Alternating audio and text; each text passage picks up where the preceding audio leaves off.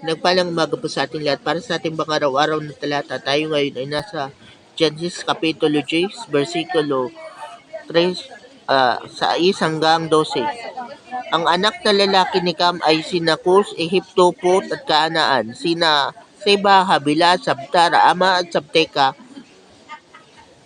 ang mga anak na lalaki ni Cus. Ang kay Raama naman ay sina Seba at Dedan. Si Nimrod, ang isa pang anak na lalaki ni Cus, ang kauna-unahan sa daigdig na naging dakila at makapangyarihan. Siya rin ang pinakamahusay na mga aso, kaya lumitaw ang kasabihang mahusay mga asong tulad ni Nimrod. Kabilang sa kauna-unahang kaharian na sakop niya ay ang Babylonia, Erek, Akkad at Kalne, pawang nasa lupain ng Sinai. Mula rito'y pumunta siya sa Assyria at tinatatag ang lungsod ng Ninibe, Mohorothir, Kali at ang Resin sa pagitan ng Ninibe at Kali, ang pangunahing lungsod. So, ito nga po yung angka ni Cam.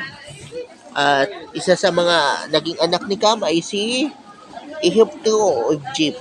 Kaya yung sinaunang biblical na Egypt, yung Egyptian civilization na alam natin ngayon, so biblical pala siya at ninuno niya si Noah.